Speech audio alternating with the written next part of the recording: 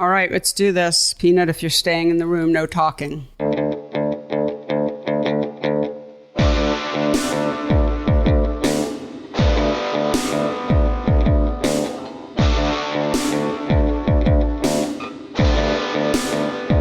Hello and welcome to the Photo Work Podcast, the talky and touchy-feely version of my book, Photo Work, 40 Photographers on Process and Practice. Hello everyone, I'm Sasha Wolf, recording from Woodstock, New York, and joined as usual by my friend and producer and soon-to-be deck builder, Mr. Michael, handier than we thought, Chauvin Dalton. Hello, Michael. Hello. Yes, we are planning for a little deck project up at the mothership. Yeah, not so little. In case people thought we were joking, last episode I have Tom Sawyered my way once again, and you're coming up in a few days with our friend Peter Kayafis, and the three of us are building a big deck. Yeah. Materials have started to arrive, by the way. Oh, good. Good. Yeah. So, filling you in right now on the show. That's right. Oh, it'll be fun. Yep. So, yes, we're going to build a deck. We'll post pictures of the deck. That'll be fun. Stairs and all. We're not messing around. So, well, we'll get to the show because it's on the longer side. Yes. We have really an incredible show, I think, today, and then again in 2 weeks, because this is our first, not only was it our first double guest, but it's our first two-part episode, which obviously is not that surprising since we had two guests with two different projects and the same project. So Kristine Potter has a new book that's about to come out. You can pre-order it now, and we'll talk about that in a second. And Rebecca Bengal, our other guest, also has a new book out with Aperture. These are both books with Aperture. And Rebecca's book is already out, so you can get that now. But Rebecca also contributed to Kristine's book, and they have a really wonderful relationship and personal and working relationship, and we just felt it would be really interesting to have them on together to talk about Kristine's new book and also Rebecca's new book and bookmaking and all sorts of other things. And I have to say, sometimes, I'm just having a great time. I love talking to a particular guest. And maybe it's not the episode of the century, but I had a great time. And sometimes it goes the other way where I didn't really have a great time, but it actually turns out to be an episode that's filled with a lot of interesting stuff, even if maybe I was, yeah, sometimes an episode is dessert and sometimes it's medicine. Yes. Exactly. And sometimes when it's medicine for me, it's dessert for other people or vice versa. So exactly. But I loved, so we recorded for over 2 hours and I could have continued. That's a long time for me to sit still. We didn't break and I was completely enthralled. And I think it's an episode for everyone. So I don't think it's an episode just for me. I think it's a really fantastic couple of episodes. So what are your thoughts, Michael? Well, let me just fill in a couple things. Rebecca's book is called Strange Hours, Photography, Memory, and the Lives of Artists. And I know she has some events coming up, so you should visit her website, which will be linked in the episode to see what talks are coming up. Wonderful. And of course, Kristine Potter's book is Dark Waters, and that will be out very soon. And you can pre-order that now. But this episode, well, the first half of this episode is great. We learn a little bit more about Kristine Potter than we didn't know before from her previous episode. So stay tuned for that. And funky tidbits. Yeah. Yes. And Rebecca also introduces herself on this show. And they have a lot of crossover interests in how they were raised and where they were raised and their interest in music. And that's a really interesting conversation. And then getting to Kristine's book, Dark Waters, you all have a fantastic conversation about how to include these murder ballad texts into the book in a way that doesn't glamorize this sort of casual violence against women. And really a fantastic conversation. And of course, in part 2, you'll talk more about Rebecca's work, her book, and also the short story she wrote for Kristine's book. And I know that, we were sort of in the last episode, Matt Eich's episode, we were encouraging, or I was certainly encouraging people to get these books. And now to make it a little bit easier, Aperture has offered a discount. Do you want to detail that? Sure. So it's 20% off both books, Strange Hours and Dark Waters. And the discount code is Strange Waters, which is fantastic. And that is at aperture.org. That expires on October 1st, so it's through September. And you'll type that in as all one word in your shopping cart. So 20% off, not bad at all. Thank you, Aperture. And there was also a really beautiful article the other day in the New York Times on Kristine's book, and that was just a wonderful thing to see. I think the book is really going to be a big deal. I do too. Yeah, I really do. I'm actually excited. This is one of those books where I'm just excited to show it to my students. Yeah, I have an advance copy, and I had a number of friends over for dinner the other day in the city, and it was just passed around, and a big part of our evening together was discussing the book. So that was really fun, really wonderful, and it's that engaging. It operates on so many different levels that you can really sit around and talk about it. Right. So proud of Kristine. I posted something the other day about the book on Instagram, and I said something about trying to be objective or whatever, and I think a bunch of people didn't understand that. But so just to make it clear, I represent Kristine. Sasha Wolf Projects represents Kristine Potter. So I just want to be clear about that. I'm quite certain that even if I didn't represent Kristine Potter, I would be saying all these things and having her on the show and yada and yada. Looking to represent Kristine Potter? Right, exactly. And trying to figure out how in God's name I could... steal her from someone else. Well, I'm not a thief, but I'm just a charmer. I'm just a charmer, Michael, not a thief. So anyway, just wanted to say that. But why don't we get into it? Because it's really an incredible episode, and I can't wait for people to listen to it and email us and DM us and let us know what you think. Absolutely. Michael, if you don't mind, please take it away. My pleasure. And here is part 1 of your conversation with Kristine Potter and Rebecca Bengal.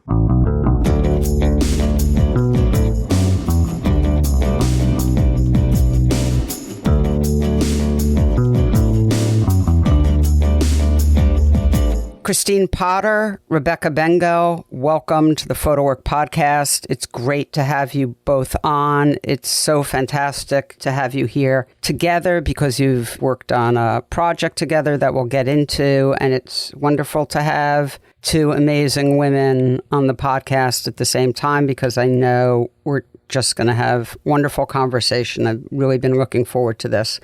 So we'll start as we always do with some biographies. And I know, Kristine, you've been on before, so you're going to give us a slight variation while sticking to the facts, more or less. Maybe. Yeah, I know. That's what I was just thinking. I was like, or maybe she won't. Maybe it'll be like the early life you wish you had. Anyway, so why don't you take it away and tell us about your journey to here, and then Rebecca, you will follow suit. But Kristine, why don't you start us off? Well, first, thanks so much for having me on again. And this is super, super fun to do with Rebecca and you together. So yeah, just thank you for the opportunity. So yeah, I've been on before, and so as not to bore those who've heard the bio, I suppose I'll try to touch on a few lesser known aspects of my upbringing. I think fairly well known is that I grew up in a small military town in Middle Georgia. And I had the uncommon experience of never leaving that town as a kid. Like most military families move around a lot, but our family, once we moved there, stayed put, and all the other families around us were pretty transient. They'd come in for a few years and then leave, like most military families do. I had 2 older brothers and a military dad and a mother who grew up with a bunch of brothers and a military dad and a mother who grew up with a military dad.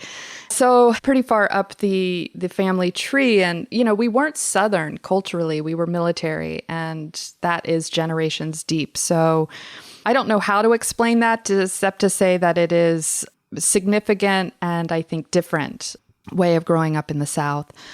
My family's home is still, my parents still live in the home that I grew up in, and it's on a plot of land with a lot of forest. And I grew up in that forest, basically. That's where we hung out. And I mostly tagged along with my brothers whenever they'd let me, just building forts and trails and all that stuff. And if I wasn't doing that, I was pretty glued to the TV. That was like my portal to what was happening on the outside of this small little town. And I was particularly obsessed with MTV as a kid and just would watch music videos really for hours on end if I was allowed.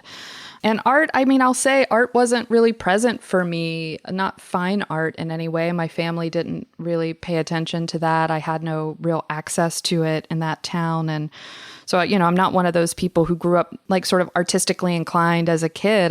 That didn't really come to me until halfway through college, actually. So in terms of college, I did stay in Georgia. I had really a lot of plans to get out. I spent a lot of time as a kid dreaming of New York City and just bigger cities that I thought I wanted to live in. But the state of Georgia has something called the Hope Scholarship, which allows, if you make like a B average in high school, then you can get your tuition paid at an in-state school. So that was a pretty compelling reason to stay in state. So I went to the University of Georgia, which is in Athens, Georgia, which I knew to be a pretty hip, like kind of cool town. And I was excited about getting out of middle Georgia, out of Warner Robins. So I got to college and I majored in a lot of things. I kind of bounced around, I think, trying to figure out what I wanted to do. I think most people would be surprised to know that I studied Japanese language for 2 years.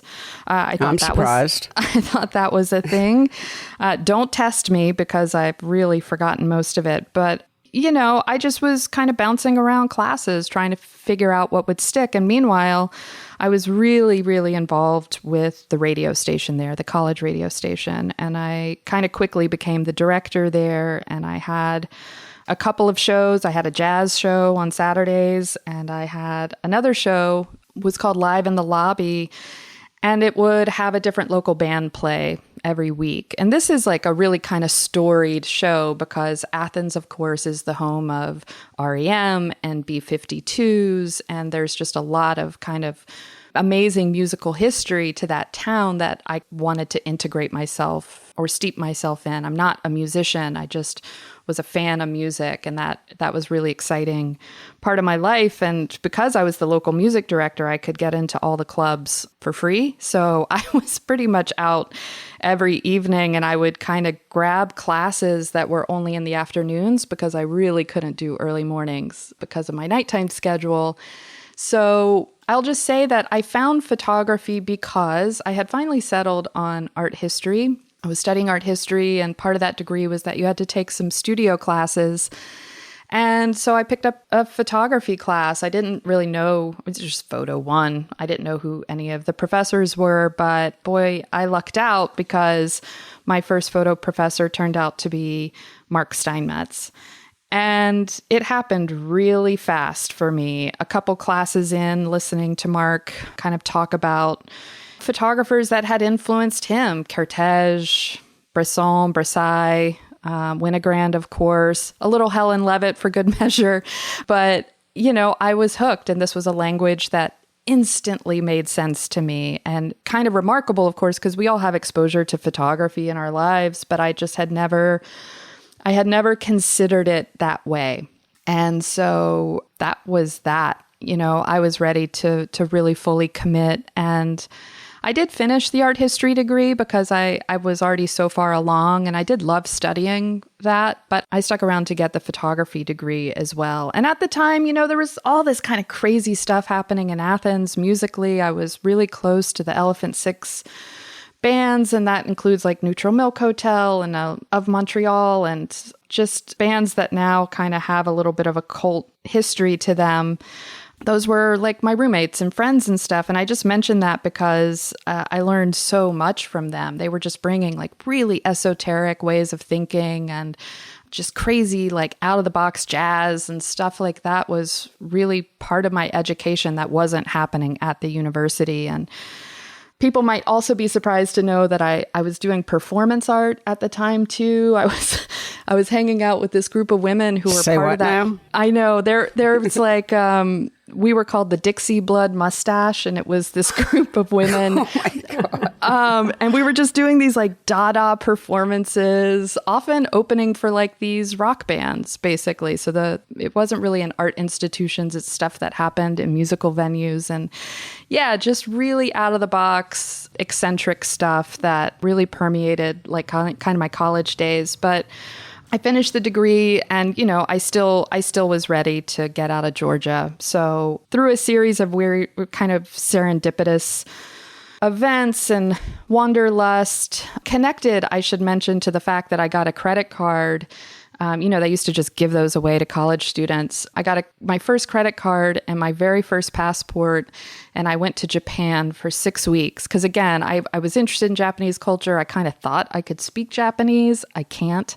But I went to Japan by myself for 6 weeks. I had never left the country. My family never traveled. So this was like a mind-blowing experience. And part of that is that I met someone and ended up moving to Paris after I graduated. So I won't go too far down that rabbit hole because that's a whole other thing to unpack. But when I moved to Paris, I had to get a job, and I did. I managed to get a job printing in this really, really nice, like kind of high-end boutique lab that was working for a lot of major artists and a lot of journalists. So Pierre Gilles and William Klein were some of our clients, and just a whole slew of journalists that were working in North Africa would bring their film to Paris to get developed and contacted. And I was working on that. So, you know, I stayed there for a couple years and, you know, just continued to have these really formative experiences, learning about the world and traveling a lot, and really making up for all that time I had otherwise spent in a like really small town in a forest building forts or something. This was just a really, really different world to be living in. Eventually, I was really thirsty, I guess, for some conversation about my own work. I found that hard in Paris. It's not just the language barrier, but just the tastes in photography there weren't what I thought I was interested in at the time. And so I really wanted to go to graduate school. And for me, it was like things were pretty good in Paris. I wasn't trying to escape something, so I didn't need to apply to like a dozen schools and just go wherever. I really wanted to go to Yale because Yale had educated Mark, and also Stephen Shear, I should mention. I studied with him at the University of Georgia too. I studied more with him than Mark, actually, because he was running the program. And, you know, he had gone to Yale at the same time as P.L. DeCorsia, so that really quickly became a big influence on me as well, just seeing his work a lot. Anyways, miraculously, I guess, I got in. So I left Paris to go to Yale, and that was 2 really amazing, incredibly difficult years. And, you know, this was 2003 to 2005, and I'll just say Todd Papageorge was still head of the program. The amazing Richard Chip Benson was the dean. And this is like some of the last years that lineage was still running the program. And I think I don't know, but I suspect it's a pretty different program in a lot of ways now than it used to be. But it was a tough time for me. It wasn't like a finishing school, that's for sure. I left feeling pretty beat up, but not in a bad way. You know, I do still really have a lot of gratitude for the education I received, and definitely for the people I met there, some of whom are still my closest friends I talk to every day. So after that, I moved to New York, and just, you know, so as not to go on too long, I'll say that, you know, I spent 12 years in New York and I did a lot of things, but most significantly, I guess I worked for P.L. DeCorsia for about 6 or 7 years as his assistant. And that was again, another kind of amazing education. And I started teaching. And we discussed this in my last podcast, Sasha, but I taught at SUNY Purchase for almost a decade, and that was really wonderful. The students were great. And then I met my now husband, and we eventually decided to leave. Through a series of, I guess, considerations, moved to Nashville, Tennessee, where I live now. And that's been 6 years already, which is hard to believe, but there we are. Thank you, Kristine. I can't believe that we've been friends for a while. I represent your work, and today I learned that you were a performance artist. So thank you. Fantastic. I will tease you mercilessly from now until the end of time. You're welcome. Rebecca, please take it away. Tell us about yourself. Hi, thank you. Thanks so much for having me. And it's great to be here and to be in conversation with both of you. And it's funny, like hearing, even though Kristine and I have talked about our backgrounds to each other a little bit, and that's part of what brought us together to collaborate, it still gives me chills, like hearing your biography. And I mean, I could just do like a sort of call and response to yours and like bring out some of the the shared themes, and I'll like summarize them a little bit. But yeah, like definitely I didn't really have a lot of military background. We don't have that in common, but definitely growing up in the South, growing up in the woods, I was also living a life that revolved around MTV and what other trash TV I could access and sneak away with, and building forts in the woods with my friends, and a lot of those things, and even ongoing to like really being raised in a music scene in a small Southern college town. Like that was also really pivotal. But yeah, just to kind of back up. Yeah, I grew up in Western North Carolina in a little town surrounded by the Blue Ridge Mountains. And, I'm the daughter of a deaf father. My father's completely deaf, and there's a lot of deafness on his side of the family. And they were very rural. He grew up on a farm, but he came to the boarding school for the deaf, which is was in my hometown. And that's what brought my parents together. My mom was a teacher there, and they both worked at that school. So growing up, my sister and I, it was definitely like you'd go back between different worlds. There was a lot of traveling between, the deaf and the hearing world, or between one grandparent's farm, which just felt like in a totally different zone, and then our little town, or between different mountain towns where our best friends lived, or another city where my other grandparents lived, which was a little more like small town South. And then the worlds that we aspired to, which were, in our imaginations or on MTV. My family also didn't travel a lot. I didn't leave the Southeast. I guess I left, I went as far south as Florida and as far north as DC, and then finally was an exchange student. And by the time I was a senior in high school, and so got out of the country then. But we didn't travel that much. But we had parents my mom was and is a big reader, and also a big fan of modern art. And even though there wasn't a lot around where we were, that kind of opened up some stuff to us, I think, in a way. It wasn't like I didn't know that much, but I think there was just an openness. And we were just creative weirdos whose parents encouraged and or tolerated that. So in all kinds of degrees. So it ran from putting on plays as a kid, taking theater classes, putting on our own Saturday Night Lives, like completely staging them and costuming them and filming them. There are VHS tapes somewhere, but also writing, making books, reading, and just playing these like very elaborate, imaginative games. Very much like a daydream life. And I'm still a bit of a daydreamer, I guess. But, I eventually went to college at the University of North Carolina at Greensboro, which has more of a reputation as like an arts and music school. They have a very old creative writing program that's for graduate students. But I just sort of glommed onto that as an undergrad. And I met a really influential writer for me who's still a great friend and mentor named Michael Parker. He's a novelist and short story writer.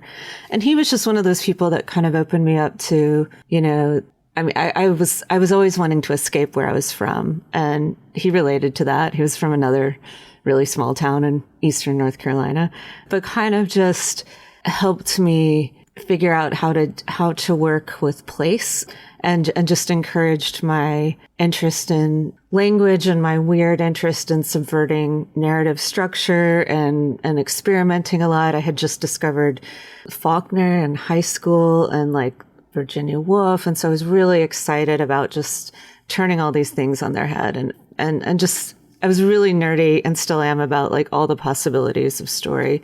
And at school, even though I didn't take a lot of art classes, a lot of my friends were artists or musicians or in the film school. And I was in a band for a while as well. Like the cooler clubs were, down the road. A lot of, most people came and played in Chapel Hill. So that was like an hour away. And we kind of had to create our own fun.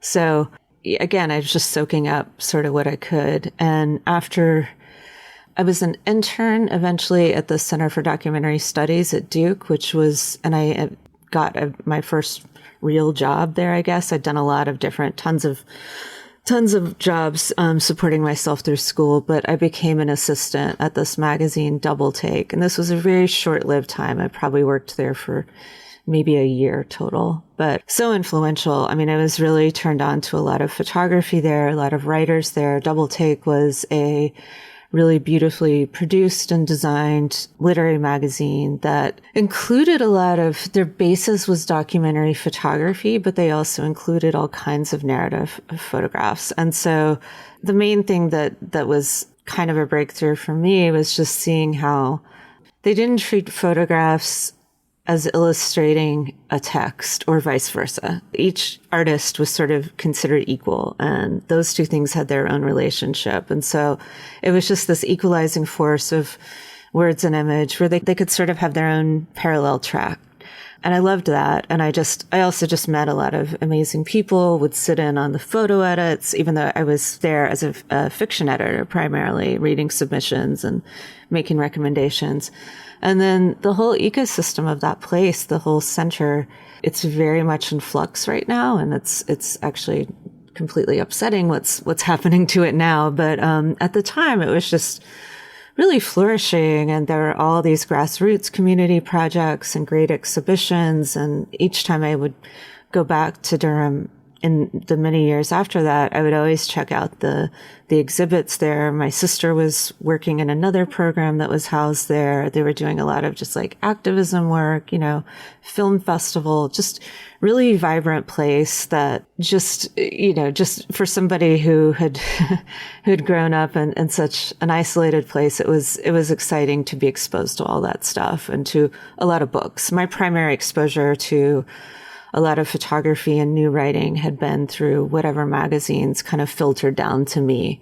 So that was a big eye opener. I did some more jobs and then eventually went to the Missioner Center for Writers in Austin, Texas to get my MFA in fiction. And, again, got to work with some of my heroes, Joy Williams, Dennis Johnson, many others, had a great group of friends within the program and again, like North Carolina, a really strong community scene outside of school. So Austin was so fun then. It was a lot cheaper to live there. It's just become astronomical lately, but I still have a really great, strong community there. And again, a town of creative weirdos. That's my place.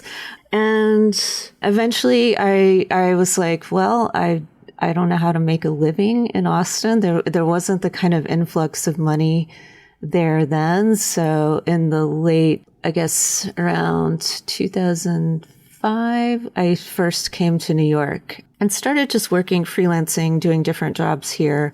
And I had just always wanted to live here and try it. And I did a little bit of freelance magazine writing because I just never wanted my fiction writing to be dependent on having to earn to make money. I wanted that zone to be sort of protected and to be able to experiment and to work freely in that. When there were opportunities, I had worked with I did my first sort of photography related piece in 2008, which was when William Eggleston had a retrospective at the Whitney. And so I went down to Memphis and did a long interview with him. My sister and I went. She's a photographer. She photographed him. And then for years, I wasn't really publishing a lot of magazine writing. But eventually I was doing all these like freelance editing jobs at different places, and eventually made my way to Vogue through a series of strange accidents. I mean, my resume is kind of funny because it's like I worked at The Onion and then I worked at Vogue. Maybe not exactly in that order, but like equally great, equally influential, equally strange. But I worked at Vogue at the website for several years as an editor, and I think it just kind of came up as a way of, I was writing some for outside magazines, and for Vogue, the main language is photography, and everybody wants to talk to Vogue. So I kind of used it as an excuse to begin talking to photographers, writing about artists, and just having these conversations to figure out how they made their work. I was doing that concurrently with writing and publishing fiction and pursuing all, just again, the creative weirdo life in New York, just the New York version of whatever that is. But that led to just eventually writing more exclusively about photography and about music, and then sometimes getting to collaborate with certain artists, either on books or on reported stories and out, kind of out in the field. And by no means a trained journalist, but I'm curious and interested in people. And there's like a part of me, I think, that is just, it's wonderful to be by yourself and completely free to, and also torturous to be that person working on and imagining and writing fiction. But there's also a part of me that's very curious about the world and wanting to interact. And again, wanting to steal and learn from all these artists that I admire, and to figure out how you can kind of steal from film or from photography or from visual art, and how does that somehow relate to what I'm better at doing. So I became kind of an interloper in all of those worlds, and sometimes make work in some of those realms myself here and there. And a lot of this stuff, I would say, just to kind of backtrack before I finish rambling here, looking back, I always, like Kristine, I think you think of the place where you live as like, oh, there's just nothing here. I was lucky to have teachers to show me that there was. But at the same time, photography wise, it's interesting to go back and see, like, there were actually artists who came to where I lived. Dwayne Michaels came and photographed our town witch. It was a big scandal, and there was a town witch. She was a would-be country singer who was accused of murder, and she also practiced witchcraft. Dwayne Michaels made these beautiful ghostly photographs of her for Esquire magazine. Mary Ellen Mark, whose portraits I probably saw in like Rolling Stone and stuff, she came to my county, to a town like 10 minutes over, and made photographs that probably people can imagine or have seen before, of a young girl smoking cigarettes, sitting in a kiddie pool in the backyard. All these things were happening. And Barbara Loden, the filmmaker, she made Wanda. She grew up really close to where I grew up, like in between me and my best friends who lived up the mountain. And I could tell when I saw Wanda, I was like, I really recognize this specific landscape. And she didn't film it exactly there, but it was kind of a mind's eye thing. She was trying to recreate the places that she knew growing up. So that kind of stuck with me too, just the way that you can recognize kind of the place of a place, and the way that these things sort of stay in the dirt, the way you attach like music to places that you drive by, the way that attaches to memory, and how that kind of fuels stories in your head. And I think that's something that also another bond between Kristine and me, especially in terms of the Dark Waters project and my role in it. And I'm just really astounded by Kristine's work, and it was such an honor to be a part of this. And so it's great to talk some more about it now. I'll kick it back over to you guys. Oh, thanks, Rebecca. The feeling's entirely mutual. Thank you. Yep. Thank you both for such vivid bios, background stories. It's really wonderful to hear both of you get into some wonderful detail. And when you both talked about where you're from, I had such imagery in my mind. So I've been just sitting here listening to you both and so absorbed. I feel like someone who's reading me a bedtime story in a strange way. So, Kristine, starting with you and Rebecca, you'll obviously be involved with this because of your contribution to the book. But Kristine, let's start with talking about Dark Waters, your new book that's about to come out with Aperture. It's so exciting. I'm obviously have a vested interest, but, this has been a thrilling process. I am just in love with this work. I think it's really, it's hard to say things without it. Sometimes things come out of my mouth that, sound hyperbolic, and this is going to be one of them, but I mean it. I think this is one of the most unique projects that I've ever seen, but that's not what makes it great, because we see unique work that we don't respond to. We see unique work that we feel quite certain is actually not very good, and on. I will stop with the negative and flip back over to the positive. But with this project, I think what really blew my mind when I first saw it was how complex it is, multi-layered. And I'm going to let you explain what I mean. So multi-layered, multifaceted, but so friggin' authentic. And what I mean by that is it feels so deeply emotional and true to your feelings about the subject matter. And so this marriage between an intellectual construct and deep feeling is so in balance. And it's really an incredible achievement. So I'm sorry to be mushy, but I'm so proud of you and so happy for you. And then the fact that you got... Well, now I'm embarrassed. Sorry. I'm sorry. No, thank you. That's incredibly generous of you, and I really appreciate all of that. Thank you. And I hope my description of the work can measure up to those descriptions. Can I just ask you on that note, there's a Rebecca Solnit quote that you have at the front of the book. Can you read that and then tell us what the book is and what it's about? Yeah, for sure. And that's actually a great way to introduce it. It's almost like you've done interviews before, Sasha. Well, one or two. Okay, so in the book, the very first thing you see is the portrait of a woman seated kind of in the forest. Her eyes are closed, and she has just all of this hair, this like incredible hair that is, somehow of the landscape and also of her simultaneously. And you move through the title page, and then you come across this quote by Rebecca Solnit. "To be a young woman is to face your own annihilation in innumerable ways, or to flee it, or the knowledge of it, or all of these things at once.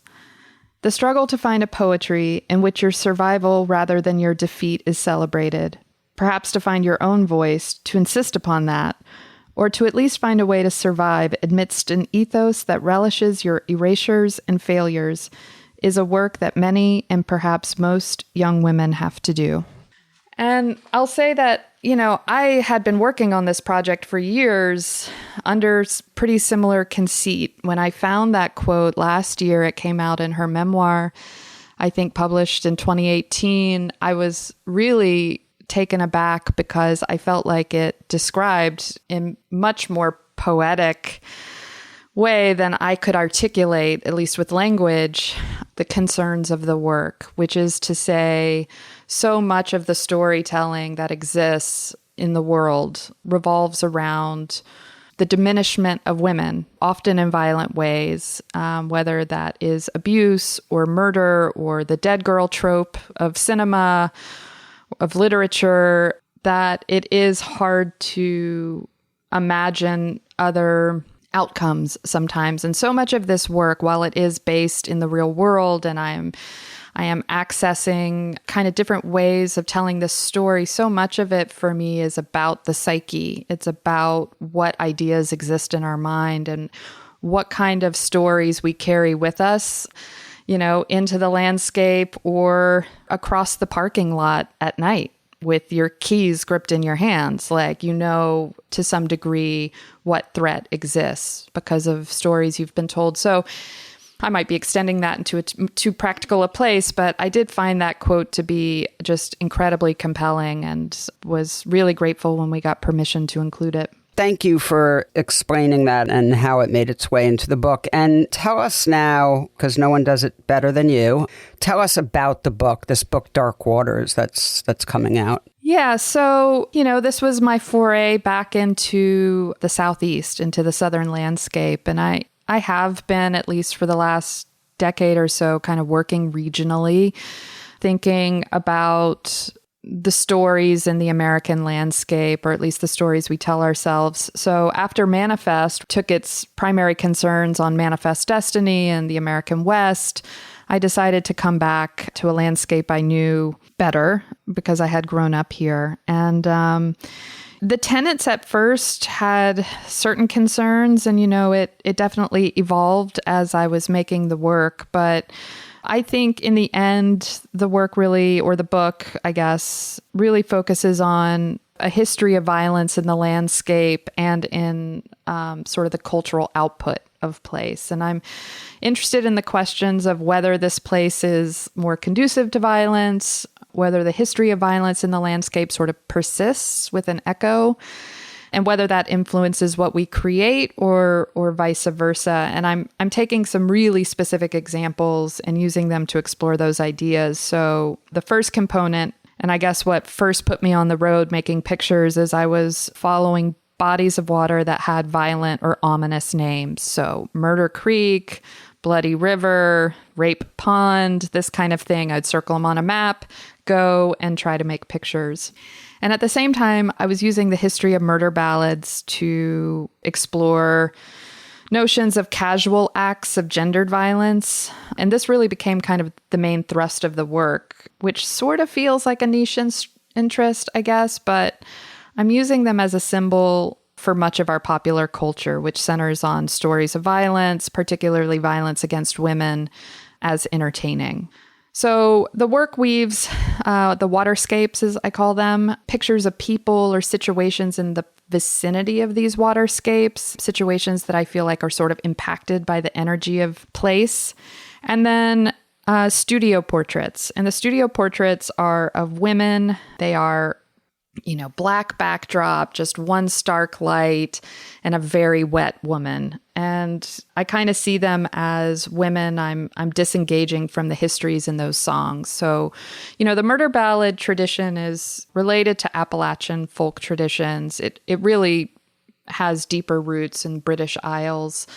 But as the name implies, these songs are stories of murder, and many of them, though not exclusively, but many of them are men killing women for whatever inconvenience she represented. She was a mistress and he was going to get found out. She became pregnant. She was below his station.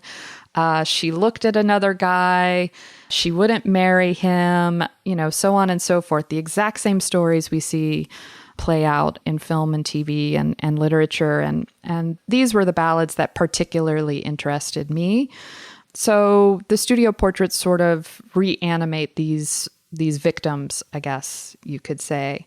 And, the challenge for me, especially somebody who I think is more known to be working in this kind of expanded documentary tradition, I don't know what we're calling it these days, that I had now integrated studio portraits and some other pictures that are really staged. And that felt like I don't know if the word's risky. It felt risky thing for me to do somehow, but I felt really inclined, and increasingly I just trust the inclination. So I made them, but it was a challenge to integrate them. But one of the things that I think begins to happen is, this notion of what's real and what's staged isn't so clear. You can sense it, but you can't always put your finger on it. And I think some notion of who's telling the story kind of is at play, and maybe some other things too. But, it continues to be a challenge, even on the wall, how to get these pictures to talk to each other in the right way. So one of the other components in the book that feels important to bring context to all of this is the integration of some of the text, some of the lyrics from these murder ballads, and then this incredible contribution from Rebecca Bengal of a sort of narrative piece at the back of the book, which I think sort of brings atmosphere to the sequence. It brings more than that, but yeah. Thank you so much, Kristine. I'm like, now I'm sitting here, invisibly blushing as well, or invisibly to you guys. Can you just take a moment and read some of those, pick out a lyric that's in the book from one of the murder ballads? Because I'm sure a lot of people listening don't really, I have a feeling once you start reading something, there'll be some familiarity, but I imagine some people are not clear on what that is. Yeah, I'm flipping through trying to find one here. It does feel like old-timey balladry in a way, and I think the important thing to remember is just how contemporary the story is.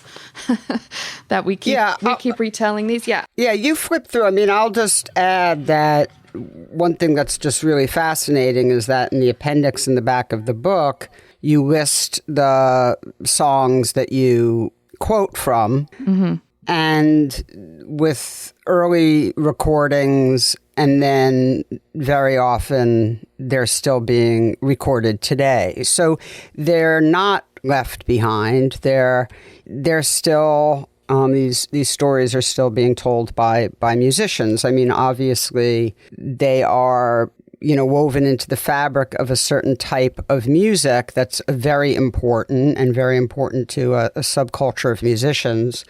But yeah, there's a casualness to it that's also somewhat disturbing. Yeah, I mean, most of these fall, it's not just folk, Appalachian folk, but most of these would be considered part of our American standards. The 200 songs that, sort of represent the tradition of American music. And so it's interesting to me that, and there's a long history, a little bit of how I first became aware of these. And it was because my now husband was practicing American standards so that, when he got the gig in Nashville, where, if you're going to get that gig, you have to be able to play one of 250 songs at a call, at the drop of a hat.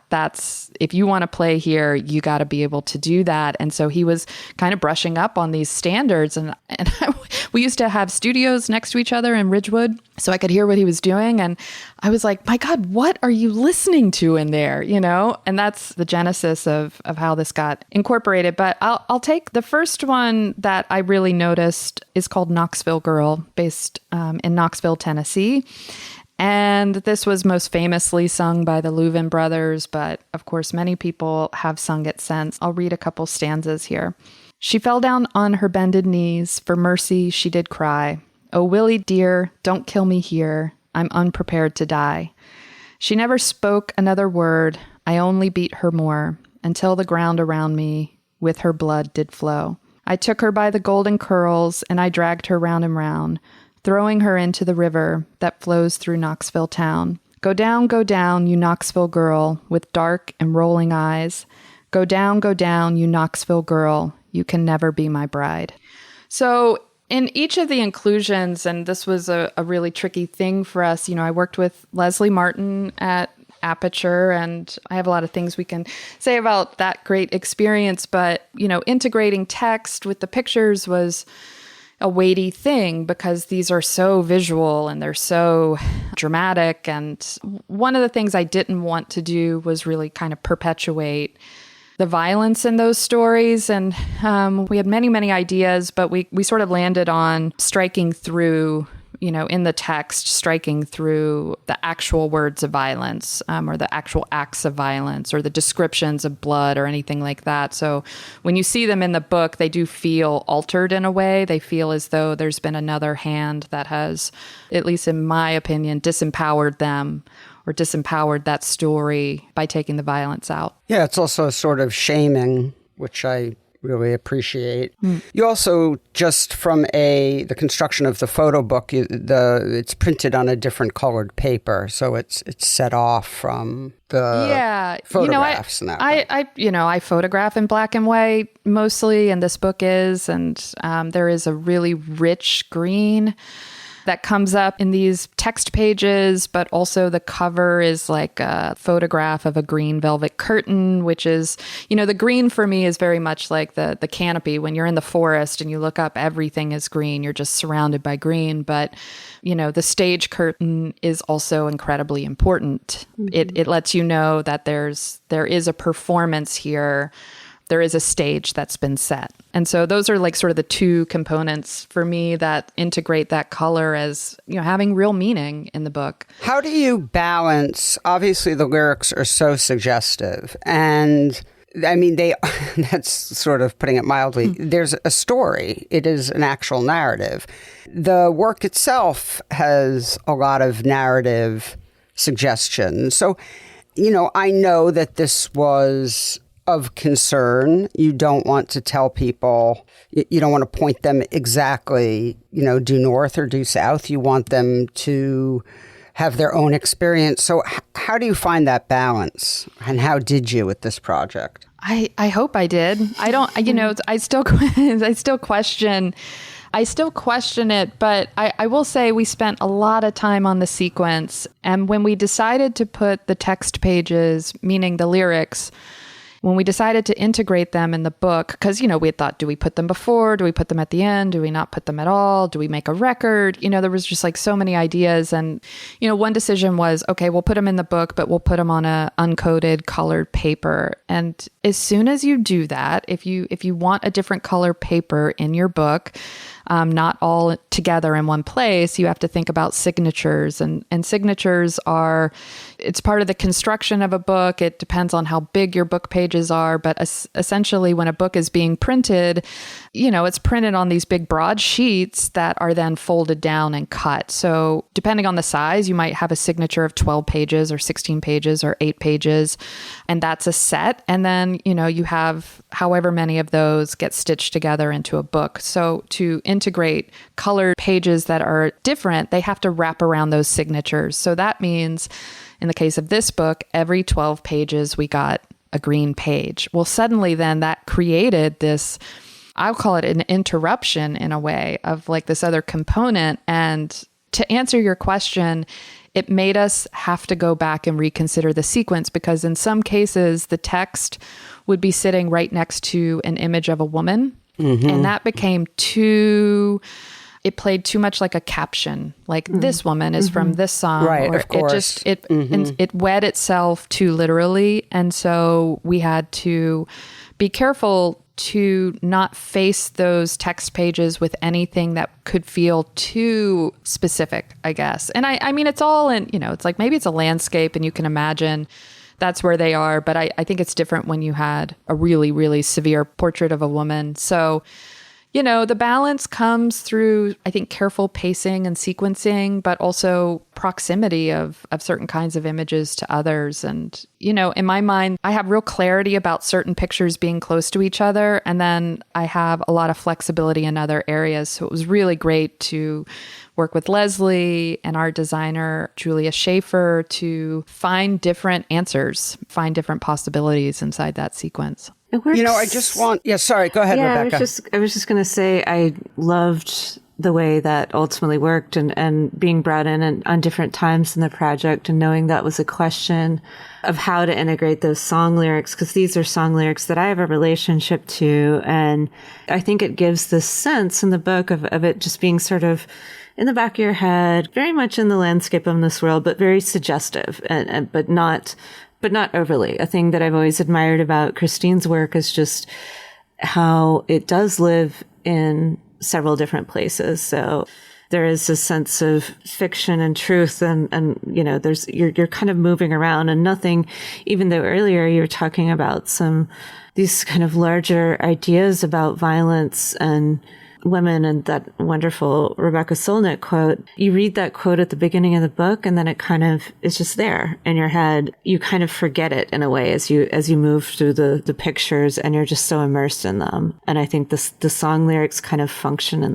that same way. It's just really, really remarkably done. And especially the strike throughs, I think it just creates, there's real power in the ambiguity and the way that the pictures and the way that the texts are constructed just allow you to kind of enter on your own and really find your own experience through these worlds. Thank you. Yeah, I mean, I think even titling pictures for me often feels too instructive.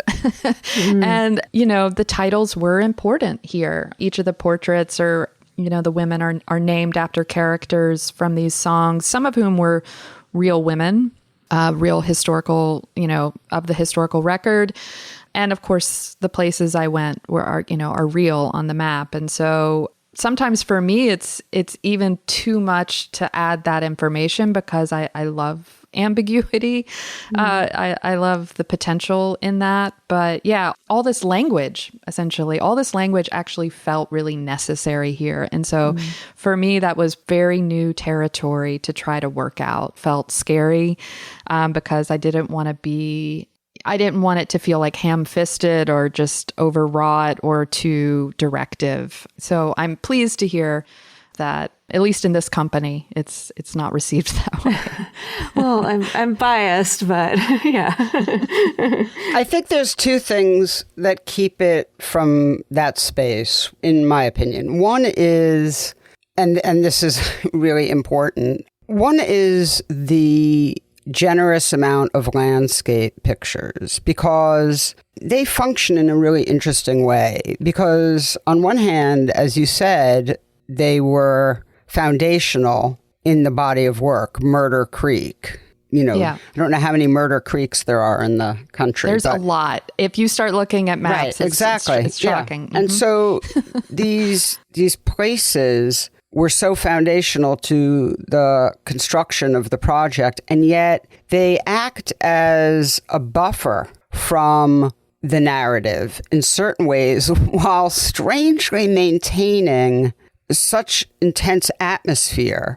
So you might have a picture that does feel more narratively suggestive, and then you get to a landscape and it could continue on, that narrative could continue on into this Murder Creek or whatever place, or it could not. And I know for me, I feel both those things. And so it's sort of a pause without a stop. It's not a hard stop. It's just a sort of reconfiguring and yet not breaking the spell. I mean, it's really like quite a magic trick. The other thing I think is something you touched on earlier, which is this mixture of staged work and sort of pictures, happenstance pictures that you made of people outside, not the studio portraits. And because we're not quite sure what's what, that also keeps us off balance in a way. And I think being off balance is another sort of buffer from the literal or overly suggestive. So I don't know if that sounds right to you, but that's sort of my experience. I mean, I think off balance sounds great in the sense that I don't want anyone to feel too comfortable looking at the work. I want them to feel engaged and something emotional, but I don't want it to feel safe or known. And so I do like that groundlessness that happens in the sequence because you're not sure. When I was first sharing these pictures with some photographer friends of mine, I was really amused because sometimes they would think a picture was staged when it wasn't, or, vice versa. Mm-hmm. Right. And that to me was really interesting. Like they knew I was up to something, but they couldn't really peg it. And that feels right to me. That feels right for the work. That feels right in the sense, so much of what I'm trying to get at is our experience in this world where you are weighing the possibilities in your psyche with like the reality in front of you, and you're trying to gauge, the potential for something to go wrong or the potential for someone's behavior to be expected or unexpected. You know, we're constantly kind of weighing possibility. And so much of that is about both reality and our imagination. So I like the idea that that exists when you're moving through the pictures, the not knowing. I would say too, just to interject quickly, I think what you're saying about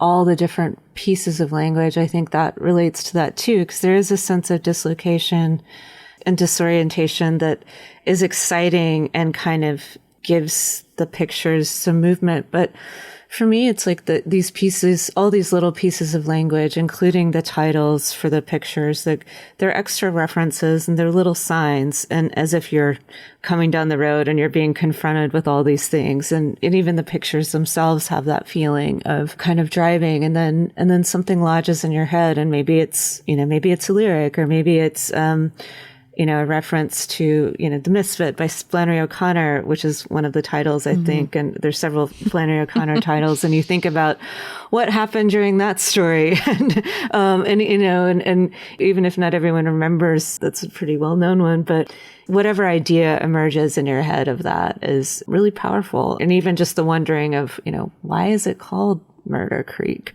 What happened there? And sometimes you drive by these things a million times and you never think about it in real life until you start to notice them. But I think the pictures they kind of deliver that natural sense of being sort of jarred by these things, and the kind of, when you do start to notice and you start to realize that it's all around you, and then it's been there everywhere. And it's very much here. Yeah, exactly. Kristine, I want to ask you one last question specifically about your work, and that I actually think can take us to Rebecca's story. You've been known for sort of exploring masculinity in your work, and clearly you're exploring masculinity in this work as well, coming at it from a different perspective. And the women's plight is obviously first and foremost, but they wouldn't have a plight if it weren't for certainly this American, I'll say anyway, masculinity. And Rebecca, I think that your story is exactly that way as well. The father could not be in the story. Obviously it would be a totally different story, but his presence and his brand of masculinity is so important to the story. And so we'll get to that. But Kristine, can you just talk a little bit about, the work that you've made, that you're known for? You mentioned Manifest, but prior to this and this sort of preoccupation with American masculinity. Yeah, there's a lot that could be said. I kind of mentioned growing up around the military and just this incredibly masculine energy, with a lot of brothers. And it's like the one woman in my family, my mother, also grew up in a similar situation. I think I, from a young age, was like the relationship between men and the potential for violence. And I don't mean that in my household. I have an incredibly wonderful, very loving, kind father. But, his job was basically the management of violence. I see the military as like this structure that manages violence to different ends. And that was always really, and he's a hunter. He's always been a hunter. I think from a very young age, I just, I had these ideas that made me uncomfortable or that I wanted to unpack.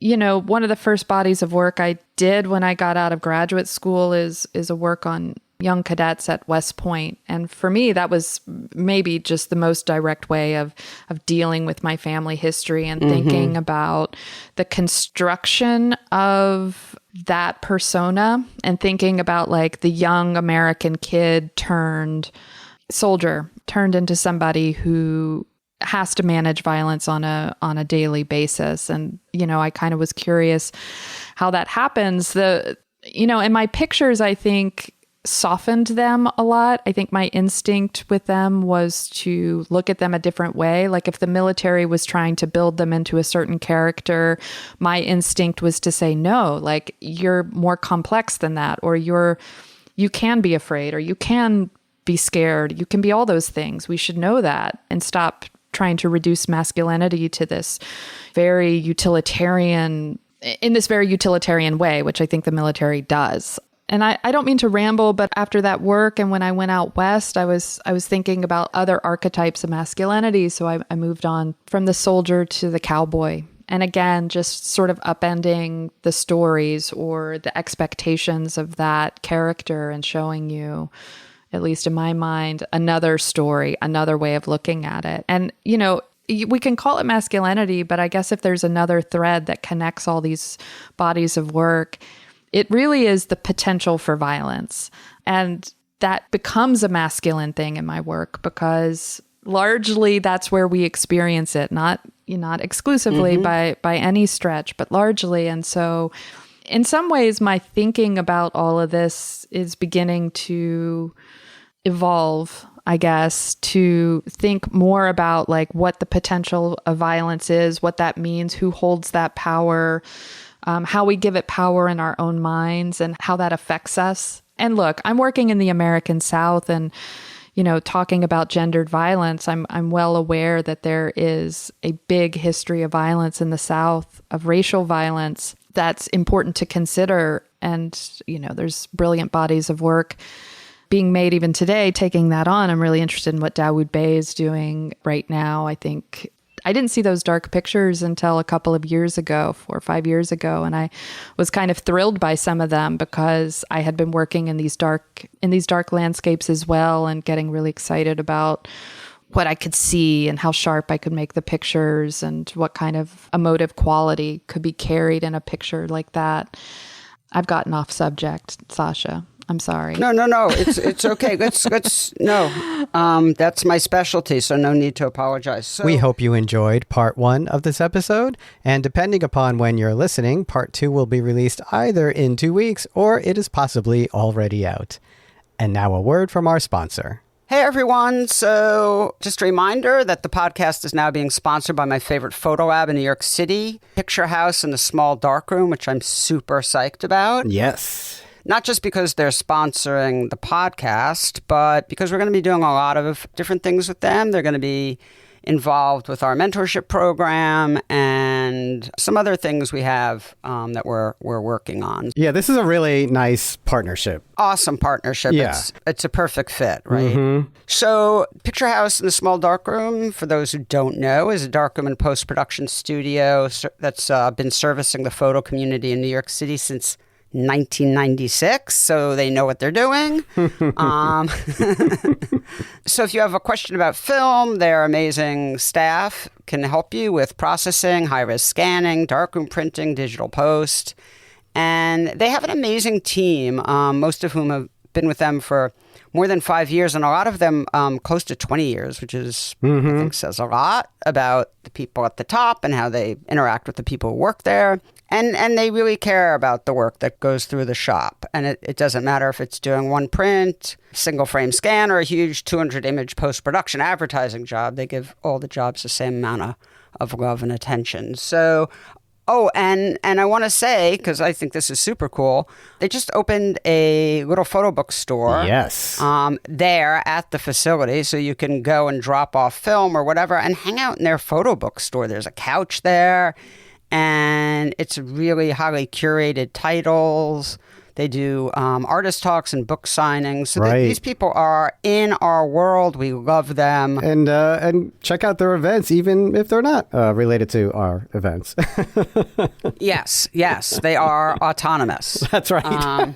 They've been around a lot longer than us. And how do folks get in touch with them? Right. So check them out at PHTSDR. That's for Picture House, the Small Darkroom.com. And you can also check out their really great Instagram account at the same name, PHTSDR. And they have a lot of great postings there. And they've been sharing some of our posts there, which is really nice. Yeah. Very nice of them. And then you can also, at their website, see all the upcoming events. Right on. Okay. So once again, Picture House in the Small Darkroom, welcome to the Photo Work family. Yes, welcome. Photo Work with Sasha Wolf is produced by me, Michael Chauvin-Dalton of Real Photo Show. The associate producer is Taylor Selsback, and the executive producer is Sasha Wolf. Our theme music is by J. Walter Hawks. If you like the show, be sure to subscribe and rate us with all the stars available on your listening platform.